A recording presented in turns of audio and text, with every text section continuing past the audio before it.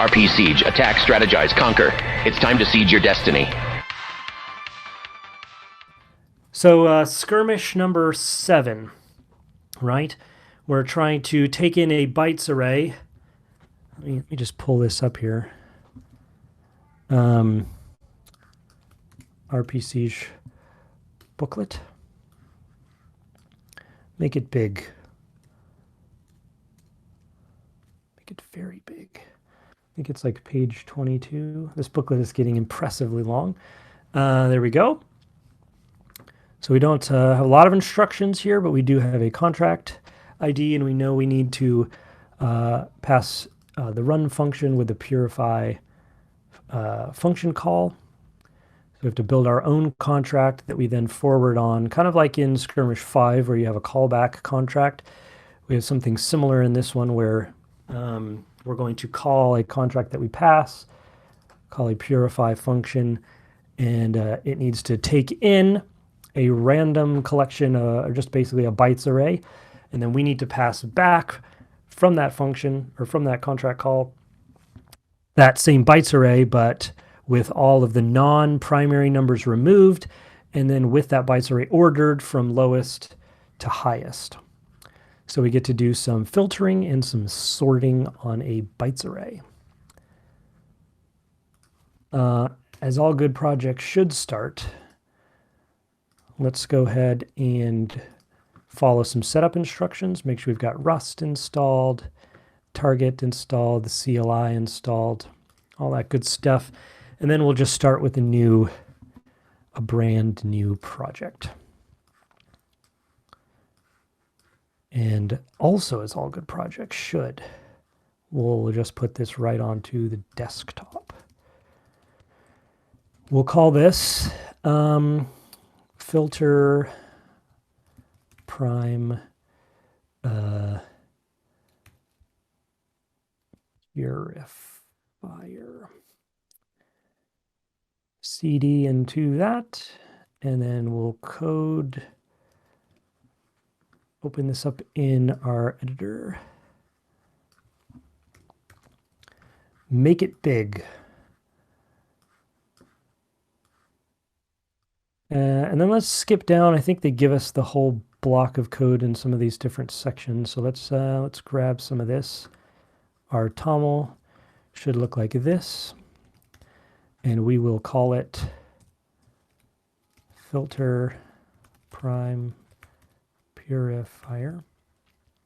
All the rest of this, I believe, is accurate. We don't really need the logs bit, but we'll leave it. We'll just always be using the release piece. I know we're going to have a test.rs file.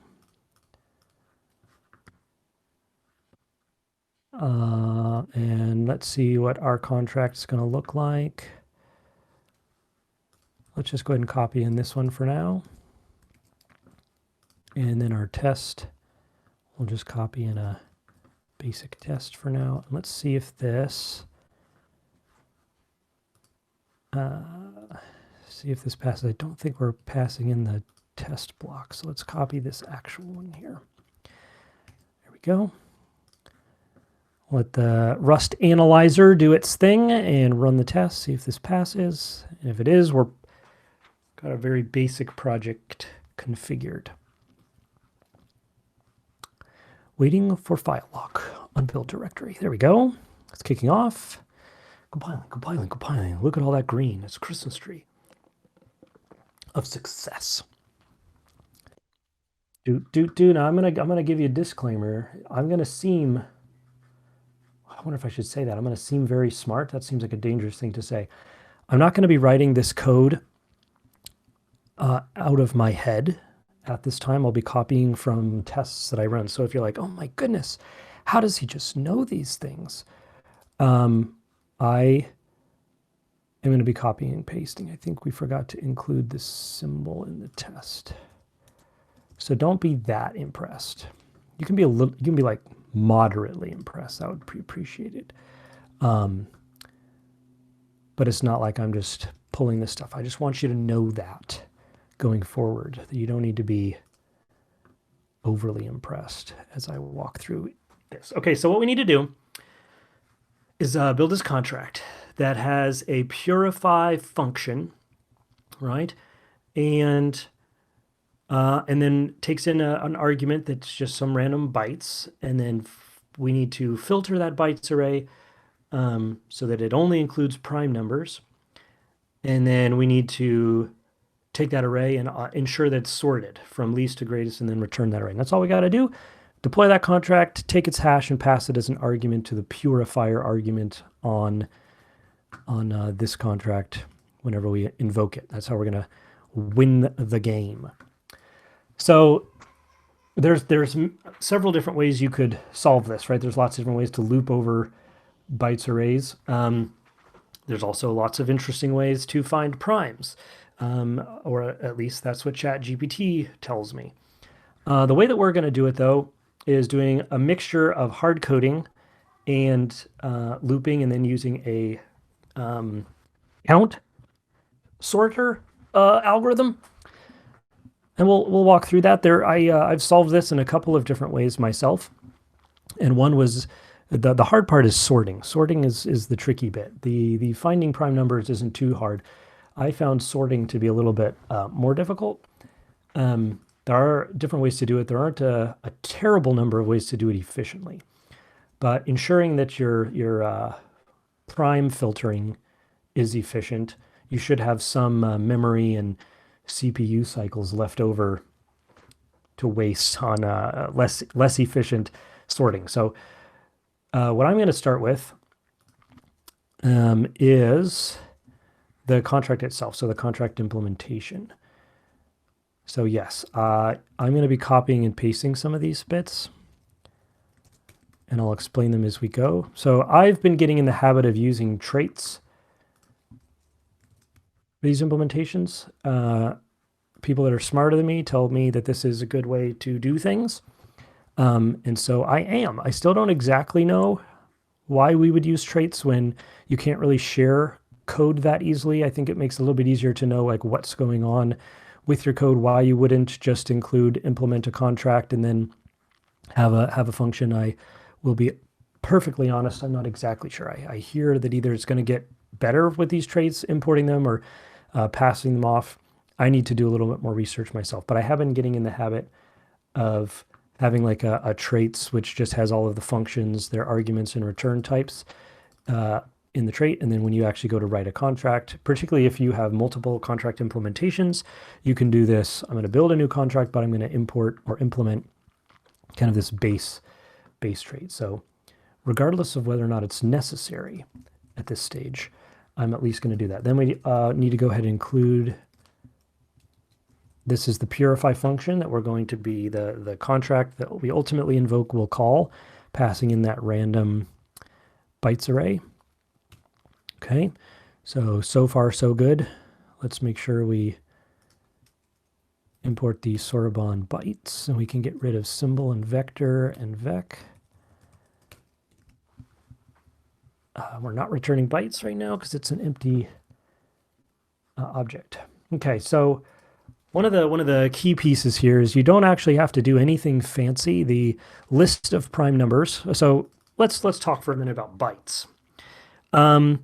So bytes will always be a U8, right? So we know that any number inside of this bytes array is going to be no higher than the max U8. A max U8 is 255, so it's a number between 0 and 255. That's actually going to help us a bit, particularly in prime finding, because rather than having to wonder or do like a dynamic mathematics around whether or not this byte array is a prime number, because your max is going to be 255, it actually kind of makes sense to just hard code a list of primes. Okay, so I happen to have by memory, and I'm really quick at typing, all of the prime numbers between 0 and 255, and this is them. So you can just do a check whenever you're looking at your bytes array and removing anything that's not a prime number. You can just look it up in a hard-coded prime. So rather than having to do arithmetic over all of the numbers in the bytes array, you can just call it off of this much smaller array. pro tip or insider information, the bytes array that we're going to be passing will be 1,000. There'll be 1,000. The length, the bytes n for it will be 1,000. That's a lot of numbers to loop over and ask the question: is it a prime? And if you're doing that multiple times, both for sorting and for finding prime numbers and doing arithmetic on every single of those 1,000, that begins to get pretty expensive, and you won't have a lot left over for sorting. So hard coding a list of primes is not the worst idea.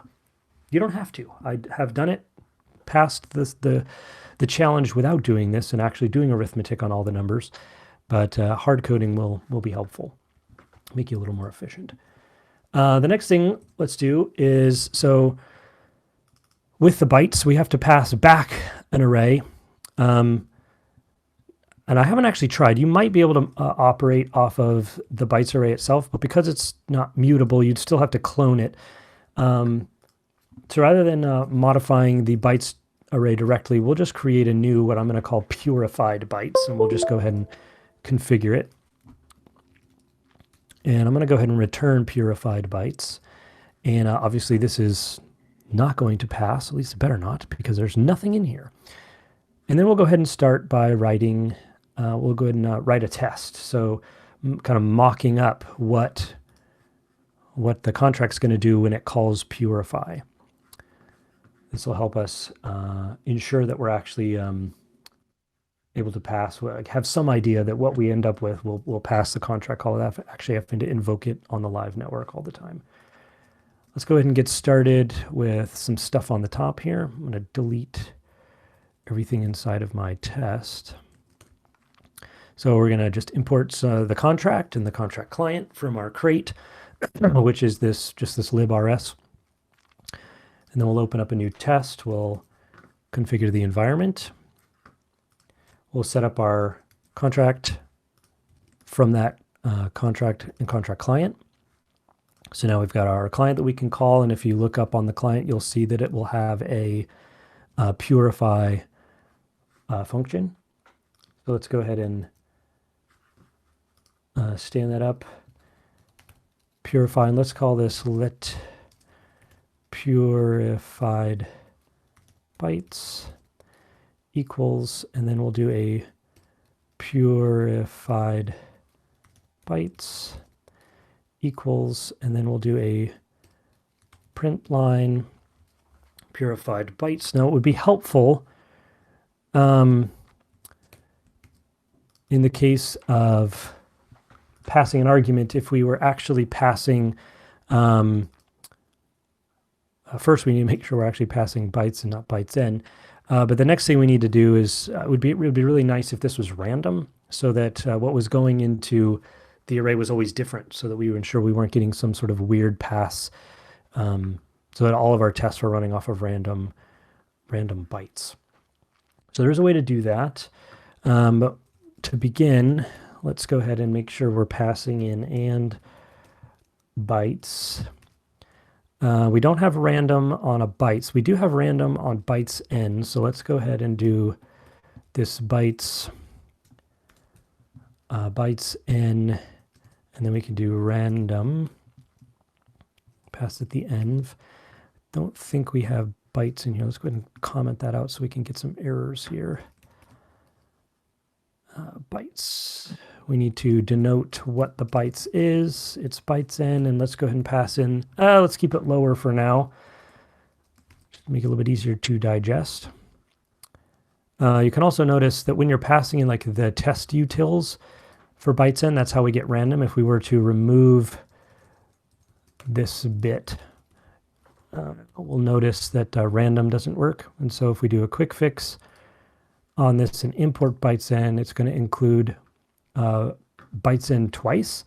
And so now you're going to get an error for, there's bytes in and bytes in from the test utils. So you have to import this, because all we really need are the utilities that are buried in there, not the actual bytes in class. So we just need to include it so we can get the random function. And now we can pass in bytes from array. Pass in the env, and then items will be our bytes to array. So that'll turn our bytes n into an array. This is now a random number, a random collection of 100. And then we're turning that into a bytes array instead of a bytes n array so that it'll pass on the purify function, and then we'll print out what that looks like. And it's empty because we don't put anything into our bytes array. If we were to do purified bytes dot, I think you can use push 0. And then we run our test again, we should get a bytes 0. And you also notice if we were to do 255, that will work, but if we do 256, it'll fail because that's not within range of the U8. So back when I was talking about bytes only go up to 255, that's going to help us in ensuring some efficiencies. So now what we need to do is do this purified bytes push off of whatever's coming into bytes after we filter it, and then we need to order it. So we need to push in order, and this is random, so that's going to be a little tricky. And then we also need to ensure that we're pushing only things that are prime numbers. So the way we're going to accomplish that is using count sorting. So I'm going to actually do the sorting in the binary, or the primes finding kind of at the same time. So you've already got an empty bytes array. And I'm going to paste some stuff in here, and then we'll walk through exactly what's going on. So essentially what we're going to do is have two new, well, one new array and then an index. So we're going to pass in a counts array. And essentially this is a fixed length prime count. So this is the number of times that the prime number shows up. That particular prime number shows up in the bytes array. That's kind of what we're looking for. This is what how you do prime sorting. You make a new array, and you essentially say, okay, what's the top number, the highest number that you could have, and then make the array that long, and then insert into that array, and for the prime number that you land on, in this case the prime number, it could just be, if you wanted to sort the array, you would have it for every number. How many times does that number show up? You count the number of times that number shows up in the array. You add it to this array of incrementing that number. 1, 2, 3, 4, 5 times. 17 shows up 5 times. Okay. And you make this new array that counts the number of times that it shows up, and then you're going to loop over that counts array. And if 17 shows up 5 times, you'll push into the array that number of times, so that 17 shows up 5 times, and that's going to allow you to do the ordering.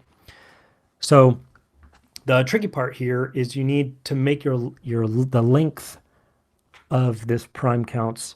You need to make sure that its length is as long as the numbers that you're going to be measuring against. So like if the number, the maximum number inside of the bytes array. So for us, you might think, okay, that's going to be 255, or I guess 256 for the length.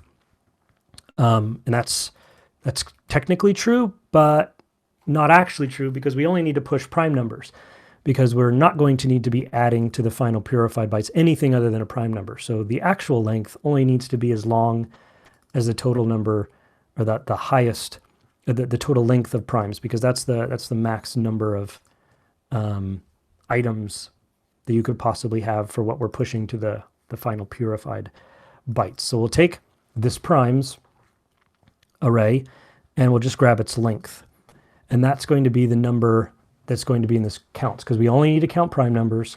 And so in this case, what we're going to essentially be counting is how many times does 2 show up? How many times does 3 show up? How many times does 5 show up? And we'll just increment the number of times that shows up and collect it into this new primes array. The way we're going to do that is by looping over our bytes.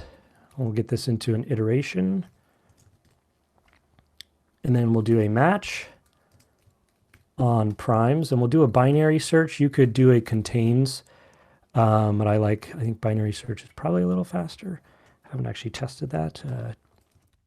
I think binary search, essentially what a binary search does is say start in the middle and see if the number that we're looking for, in this case v, so look in the primes array, look for the value that we're currently on, and see, start in the middle of the search and see if v is greater than or less than or equal to this number. If it's we need to keep going up, go to the next middle and look, and then the next middle and look, and then eventually you will find the actual number that you're on, and that will be the index of that number. But it's just like a quick way of answering the question, does v exist in primes? So this is how we're doing our prime filtering, by essentially saying, does the number we're looking at exist inside of the primes array? If it does, we'll do this match off of OK. We don't actually need the actually, yeah, we're going to use the index here because we're doing a little bit different on the count. Is like a customized count search or count sort. And then we'll do prime counts, and then we'll look at the index and we'll increase it by 1. And then for everything else, we don't really care about it. If it doesn't exist, we don't want to include it, right? This is how we're doing our prime filtering. So look up, loop through all of the bytes, check that number, ask the question, is this a prime number? If it is, what prime number is it? Like what index does it exist at? Right, so if we're looking at 17, what index is 17 at? Then go into the primes array, go to that index. So the index of, in this case, like if we're looking at 17, the index of that 17, and say increase this by 1. So 17 now has 1. There's 1 17 in this bytes array. Sweet. And then it'll go to the next one. Is it 149? If yes, increase the index of this new prime counts by 1 for the index of the bytes, the primes array at 149. The next one is, I don't know, 25. Is 25 exist in the primes array? No, it doesn't. And so don't do anything. Don't increase prime counts. Don't touch it. We don't care about it. It's not even a prime number. Okay, so at this point, we've got our prime counts. And we can actually, let's go ahead and print line this. And you'll be saying, but wait, you can't do this. This is a Soroban contract, and we don't have access to print line. Well, just remove the no standard. You won't be able to deploy this, but you can still run it. Good for testing. Good to know.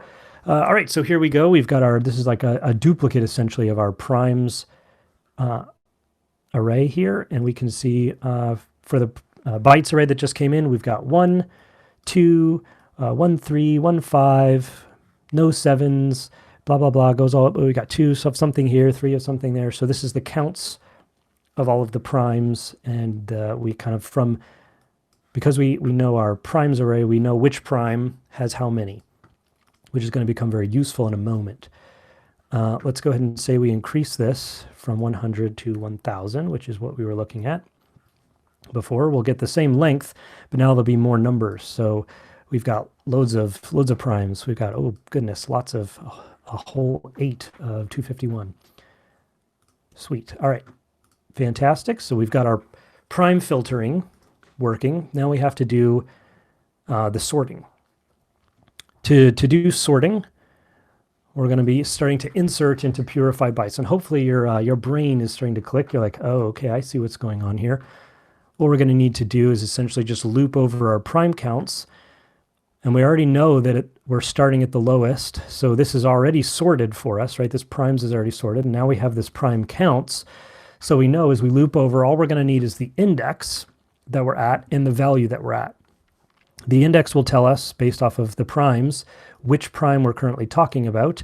And then the value inside of primes count is going to tell us how many times we should insert into purified bytes for that number of primes that we have. So if we, in this case, remember we had 5, we're going to need to insert into our purified bytes 5 times for the number 2. Let's go ahead and write that out. We'll write a new loop for, let's call this prime count in prime counts iteration. I actually think I'm not going to call iter so that we don't get a and U8. I think that's how that works. All right. And then, so now we've got our value. So the prime count is the number of times this prime shows up. The only thing we don't really have at this point is what index, right? So when we do a for loop, basically says, okay, take the number of times from 0 to the number of times that that prime needs to be inserted, push it, but we don't know like what is this value supposed to be, right? Because it's not this, because this is going to be looping 0 to prime count, but it needs to all be the same number. So what we need to do is somehow go and say, okay, look into the primes array, and we need the actual index for the prime that we're currently on. I wish that there was a way to have like both the count and the iteration inside of whenever you're doing this. There may be a way to like do something like the iteration. I feel like I've seen that somewhere, but for our purposes, the way that I've solved this is just, let's just make a dumb index. So this would be the prime index, and then we need to make sure that we increase this prime index after we finish looping over every time. So we know that these are all primes, so we don't have to worry about like passing it. Enumerate is what Matthias is saying. So I'm not going to experiment with it in case it doesn't, I've never used it before, but apparently you can use enumerate, which would then give you both the prime count and the index that you're at. So you can play around with that one. But at this point, we can do prime index. Now, prime index is currently a U8, but I think we could probably just use this as a U size, right? And then we don't have to cast. Let's remove that comma. Okay. So this is all looking gorgeous. Let's take a look at our test here. This should spit out something that looks ordered. Yes. And if we increase it to, let's say, that critical 1000, we can see that we're still ordered, and we just get all the way up to 251. So it seems, perhaps, that we have solved the test here. But there is only one way to really know. We need to get rid of our print line, make sure we're not using the standard library. We'll include all that. That all looks good. I'm going to pull up a new terminal window here, and we'll do a cargo build target WASM 32 unknown, and we'll use that profile that we call for release, which will do some optimizations, etc.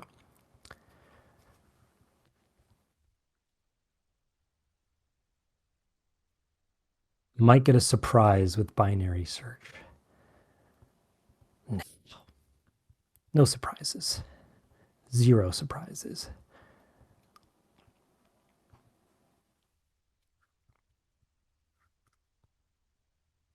Soroban contract deploy WASM. This lives in target. You can always look these up if you're like, how do they know these things? Target WASM releases, and there's our filter prime purifier. WASM release, filter prime purifier WASM, and this needs to go to the network future net.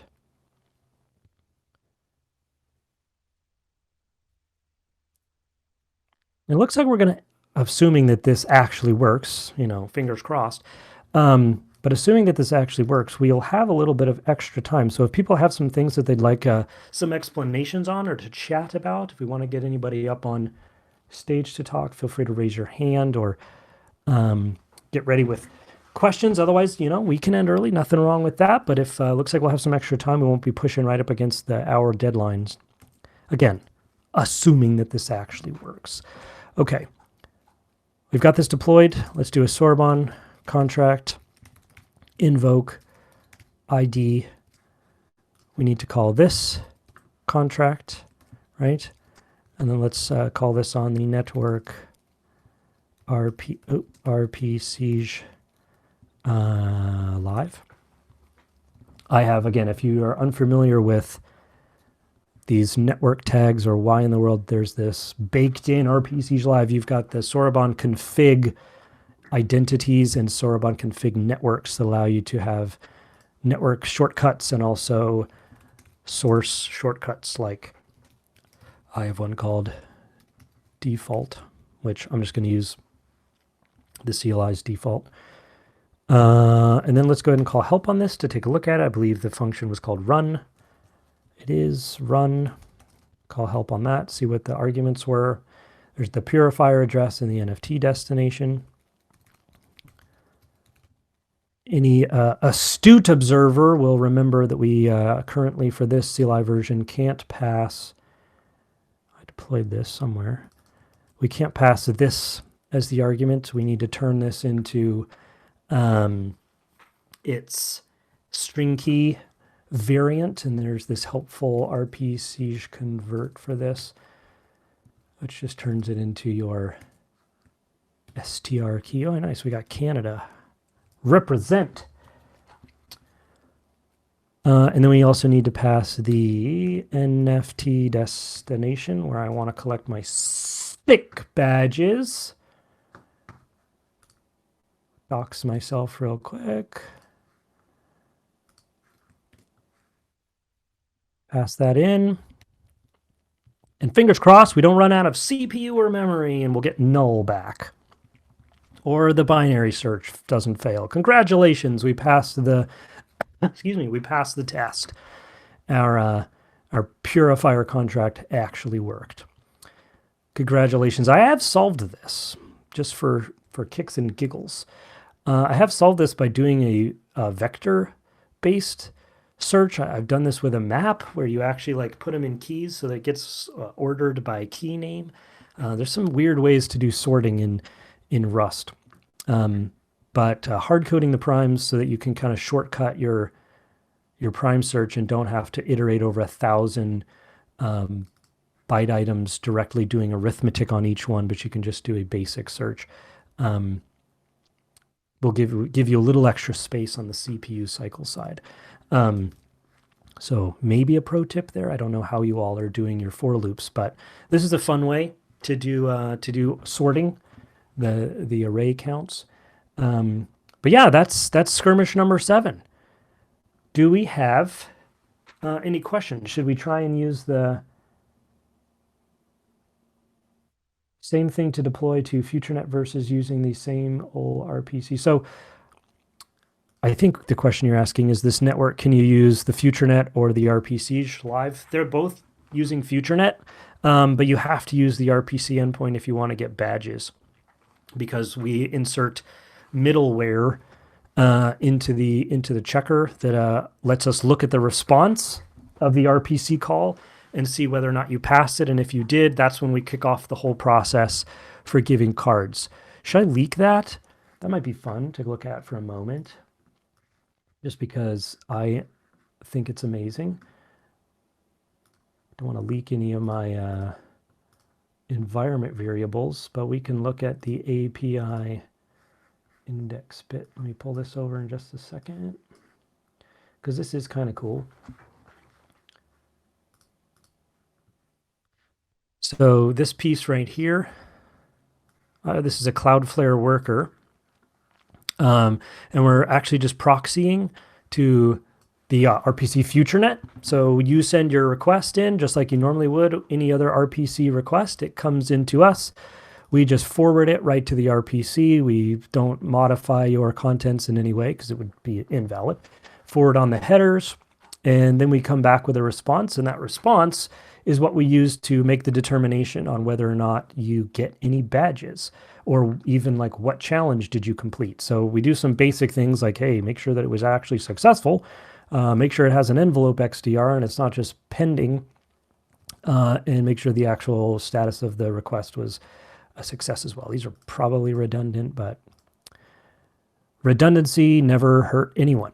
Cloud for Workers allow you to do this wait until, so essentially you can close the request to the user and deliver a response, but keep the worker open for a little bit while it does this process on the RPC response.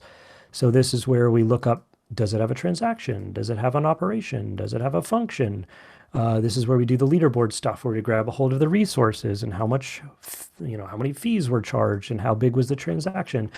And then we actually go and we loop through all of the games that are available to us, and we process the requests on each of those games to say, for the request that we just got, did it pass game 1? Did it pass game 2, 3, 4, 5, 6, 7?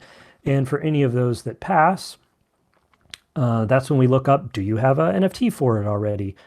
If not, does the actual address that we're going to issue exist or not? And if it does, we go through the process of actually queuing up NFT issuance. Let me look up, so like for game 7, right? You remember in the booklet, we've got that contract and we're just looking, did you successfully execute run? Like there's very little fanciness going on in these game checks. We're just looking for the contract ID and the function. There are some like game 5, which are a bit more involved because you are passing your own custom contract and we need to make sure that it's actually doing what it's supposed to do. But most of them are quite simple. And then we send, the Cloudflare has the queue system, so we can send, let's actually look at one of these. There's a game processor here. This is where we load in into the stats database, so we can generate a leaderboard. And then we also, in here, we'll look up whether or not you get an NFT or what NFTs you're going to get, whether or not it's been 3 weeks where we start issuing common cards. And then we eventually, assuming that all this went fine, we send out a message to the queue that says queue up this particular NFT to be issued. And then the queue will spin up and start issuing. It'll process batches of NFTs. This is how we ensure concurrency and also don't run into any sequence number issues for our issuing accounts. We process these queues. Wrangler, you can see inside the consumers and producers of the queue that we're only spinning out. So we have 3 operations per transaction. So we want to make sure we stay under that 100, but then we can also ensure that we only process one time every 10 seconds to avoid any sequence number issues. We can process 33. If anything fails, we're going to go to the dead letter queue and only process 1 request at a time, just to make absolutely sure we haven't messed anything up there with sequence numbers. Really try and get you your NFTs as much as possible. And then inside that batch, we actually go and look up your account, make sure you actually, it exists on the ledger. We look and see if you've already been issued that NFT in the account or if you have an existing claimable balance outstanding for it. And then assuming everything is fine, we go ahead and sponsor your reserve for the trust line or for the claimable balance, and then we issue it, submitting it on chain. So it's all very cool. Did I edit something in here? No. Fantastic. I'm going to look, do we have any questions? Let me look through the chat here. I kind of want to try and enumerate. I'll do that on my own time though. I want to try that. It seems cool. I'm curious, Matthias, why you think binary search? Like, do we think contains, particularly given that this array is so small, do we think that contains would be faster? Or is there something I am not aware of with binary search here? Curious. hopefully answer the question also about the FutureNet versus the RPC. The thing, again, kind of walk through what the RPC looks like, but it's still all the same FutureNet. It's just that you only will get a badge if you're calling through our proxy where we make the checks. Tried to put primes in a vector, but needed to cast all U8s into U32s. Yes, but you can also cast them back from U32s back down to 8s. So you can try that. Which I think there's two ways to do that, right? So there's the U8, oh, wait, U8 from, and then you take whatever number. And then there's also, was that error? Interesting. Or you can also do 32. Let's say this is a U32. You can do as U8. I have found sometimes there is a difference. Sometimes one works and the other doesn't. I have no idea why, but somehow these do the same thing, but differently? Question mark? I don't know.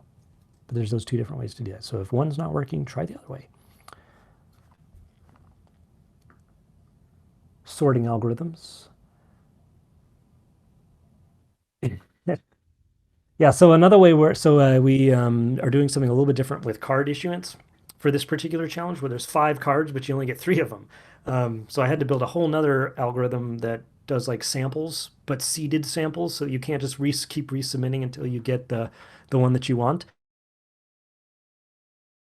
And get it that way. So that was fun, but it does seem that there's a couple cards that maybe the distribution is not completely equal, and so some of them are actually in reality a little bit more rare than others.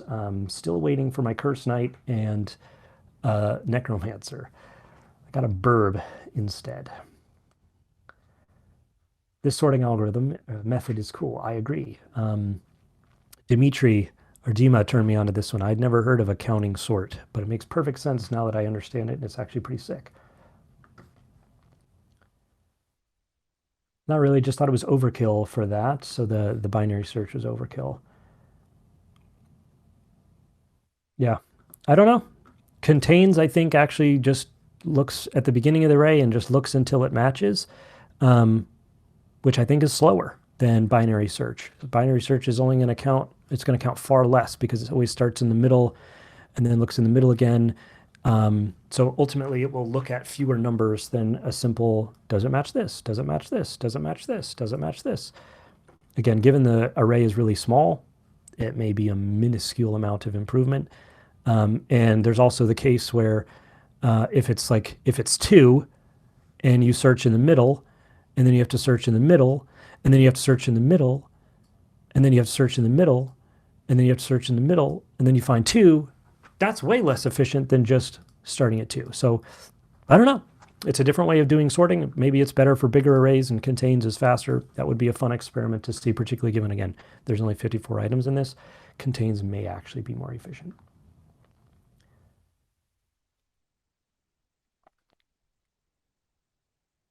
Yeah, one of the nice things here is one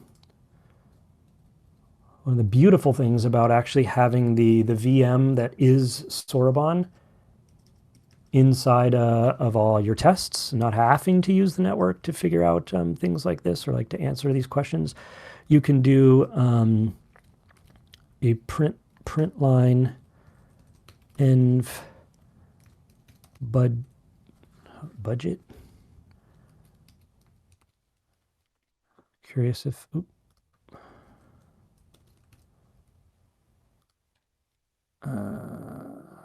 it's print maybe. Let's see what that looks like. And then let's not print that out for now. So that actually gives us a nice printout of the limit that we have, what we used, the memory limit, the memory that we used. I'll go ahead and tell you this isn't going to match perfectly, I don't think, on FutureNet, but it'll give you a good idea of which ones are actually cheaper or not. So heck, let's just go ahead and do this. This was the value for binary search. Now, I will say this is probably going to be different given different runs because it's very dependent on, yeah, the number of the actual values, right? Particularly for that binary search, which starts in the middle every time. So if we switch this to, I actually don't think, how does contain, what does contains return? Primes contains, it's just a Boolean, so it would be an if statement instead. I think that's right. It's not index. Prime counts. Oh, shoot. It doesn't give you the index, right? It just tells you if it's in there. So we actually need the index, so we'd have to use another prime index, which maybe that's an opportunity to use counts. But I feel like we'd have, for this one, we'd have to include another, oh, hey, let's try it. Enumerate. Wow, how do you spell that? Bytes. Can you do enumeration on bytes or only arrays? Probably only arrays, huh? Let's just make a new let bytes index u size equals 0.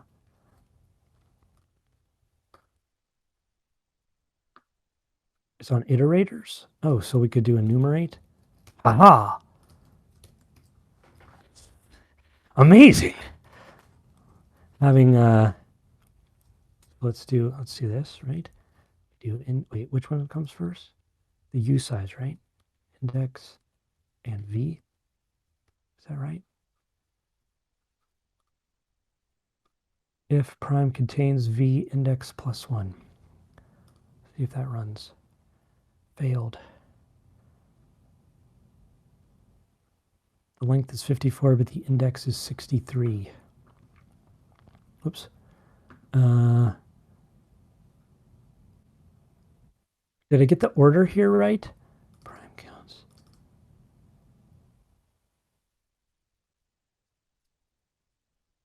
If primes contains v, that seems like it would be correct. Interesting.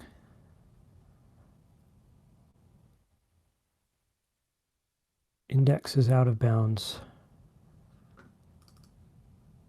Oh, because it goes out of bounds for this. So I think we need to find a way to say if the index was greater than the highest number of bytes.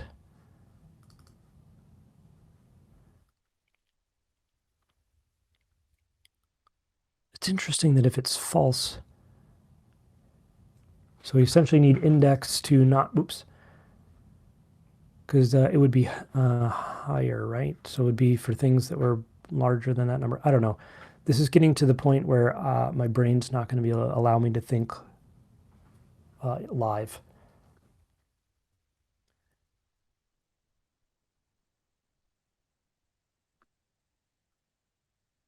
Reading the chat here. It felt way, so I don't know if it actually is. Yes, environment budget print. So you can at least, at the very least, we can see the output of our budget, which is super helpful when doing all these tests, particularly if you're running into those problems trying to deploy stuff to figure out where things might be expensive or the differences between stuff.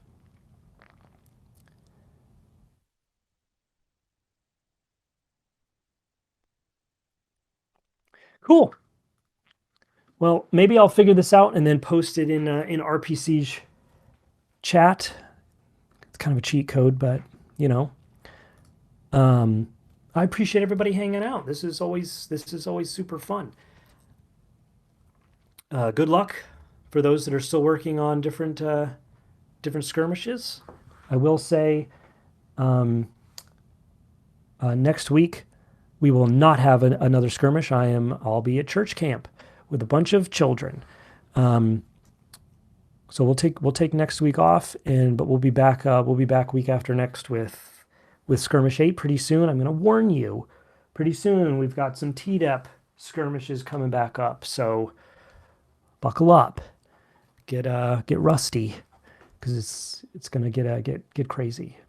Do children play RPCiege in between prayer? I don't think so. This is not a Rust code camp. That would be fun, though. It's one way to do it. Guerrilla marketing. Go after the children. All right. Well, thanks so much, everybody, for attending. Good luck out there. This has been a ton of fun to make this one. Got lots of new games coming down the pike. Stay tuned, and we'll catch y'all later. Bye.